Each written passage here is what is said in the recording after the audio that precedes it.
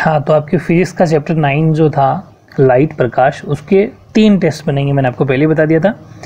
एक तो page number 111 तक हिंदी में 111, यानी मेरे कहने का मतलब ये कि जहाँ पर अपन ने कॉनकेव मिरर यानी कि कॉनकेव और कॉन्वेक्स मिरर के जो अपने यूजेस पढ़े थे, यानी अवतल उत्तल दर्पण के उपयोग पढ़े थे नोट्स में, वहाँ तक, ठीक है।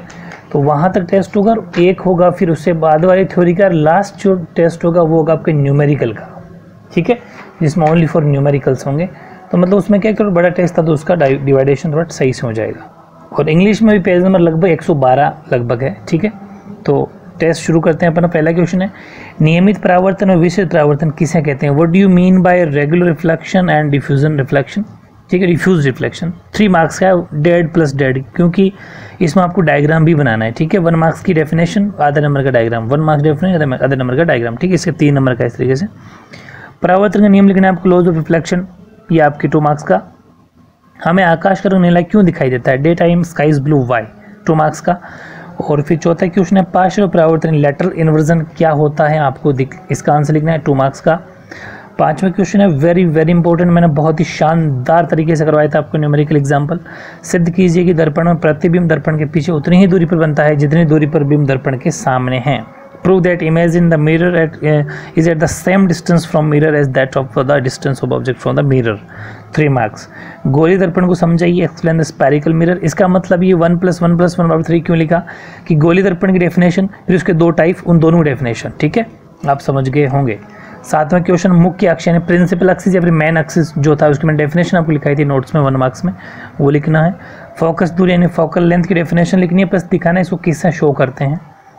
9वां बहुत टॉप लेवल का एग्जांपल जो मैंने आपको करवा दिया, दोनों बहुत ही शानदार तरीके से, कि सिद्ध कीजिए कि छोटे द्वारक के उत्तल दर्पण की वक्रता त्रिज्या फोकस दूरी से 2 गुनी होती है, ठीक है ना, लिखवाया था, करवाया भी था शानदार तरीके से, वही आपको एग्जैक्टिस करना है। 3 नंबर का है, prove that radius of curvature is double of the focal length for small of aperture concave mirror, 3 marks का, ठीक है। क्वेश्चन नंबर 10 बहुत शानदार डायग्राम वाला है। एक अवतल दर्पण के लिए बिंब की निम्न स्थितियों में प्रतिबिंब की स्थिति और प्रकृति के बारे में आपको किरण चित्र बनाकर समझाइए, यानी कि रे डायग्राम बनाना है आपको with the help of ray diagram. Explain the possible and nature of image for following position of object for a concave mirror. First है, when object is between infinity and centre of curvature, जब बिंब अनंत व वक्रता केंद्र के बीच हो, पूरे 2 number का है।